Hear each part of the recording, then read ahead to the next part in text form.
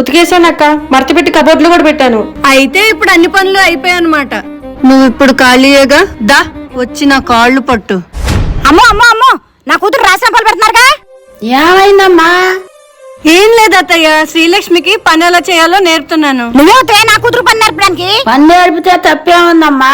ఇలా అయితే నా కూతురు మీరు బతుకునేవారు, మిమ్మల్ని ఇంట్లోంచి తరిమేయాల్సిందే. నువ్వే వత్తువే మమ్మల్ని మా ఇంట్లో నుంచి తరిమేయడానికి. నీకెక్కడ ఇల్లు? ఇది నా కూతురు నేను పెట్టుకున్న ఇల్లు. అయినా రేపు తెలుస్తుంది ఎవరుంటారు ఎవరు పోతారు ఇంట్లో. ఏంటయ్యా దుర్గా ప్రసాద్ ఈ గోళ? ఏంటండి ఇంకా వాళ్ళతో మాటలు? వాళ్ళు ముగ్గురు ఇంట్లో నుంచి వెళ్ళిపోవాలి. వాళ్ళు ఉంటే నా కూతురు బతుకునేవారు. అదయ్యా తిరుపతిరావు, మీ అమ్మ మీ అన్నయ్య మీ వదిన ఈ ఇంట్లో ఉండకూడదు. అదే నాకు కుదిరితే నేను ఎక్కడుంటే మా వాళ్ళు అక్కడే ఉంటారు. ఏయ్, తెలివిగా మాట్లాడకు.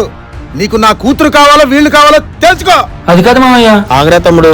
సరే మామయ్య, మేమే వెళ్ళిపోతాం. నాకు కూడా కావాల్సిందిదే. ఈ కుటుంబాన్ని 2 ముక్కలు చేయాలనుకున్నాను, చేసేసాను.